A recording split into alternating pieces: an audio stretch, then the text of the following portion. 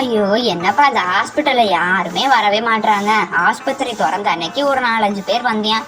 அவனும் அடுத்த நாள் வர சொன்னா அவனையும் ஆளை காணோம். என்ன ஆச்சு, இருக்கானா இல்லையானே தெரியல. இந்த நிலைமையில போயிட்டு இருந்தா நாளைக்கே ஆஸ்பத்திரி சாத்த வேண்டியதா இருக்கும் போலயே. இந்த நான் டாக்டர் அம்மா போய் வீட்டுல போய் ஃபேனு காத்த ஜில்லுன்னு உட்காந்துக்குது. யாருமே வரமாட்டாங்க. ஐயோ நர்சம்மா, என் குழந்தை மாடியிலேருந்து தெரியாம தவறி கீழே விழுந்துட்டாமா. நீங்க தான் என் குழந்தைய காப்பாற்றணும். ரத்தம் பொல பொலன்னு கொட்டிக்கிட்டு இருக்குமா. அம்மா கொஞ்சம் அமைதியா இருங்கம்மா. டாக்டர் அம்மா வெளியே போயிருக்காங்க. வந்தோடனே கூப்பிடுறேன். அது வெளியே உட்காருங்க சரிங்களா? இங்கேயே உட்காந்துங்க சேர்ல. என்னம்மா ரத்தம் கொட்டுதுன்றேன். சரி சரி, அப்ப அந்த ரூம்ல போய் தூங்க வைங்க போங்க. சரிம்மா. ஐயோ கடவுளே, நீங்க தான் என் குழந்தைய காப்பாற்றணும். ரத்த பொல பொலன்னு கொட்டிக்கிட்டு இருக்கு பாருங்க. கடவுளே நீ தான்ப்பா காப்பாற்றணும். சரிம்மா, டாக்டர் அம்மா வந்துட்டாங்க. புலம்புறது போதும், வெளியே போய் நில்லு.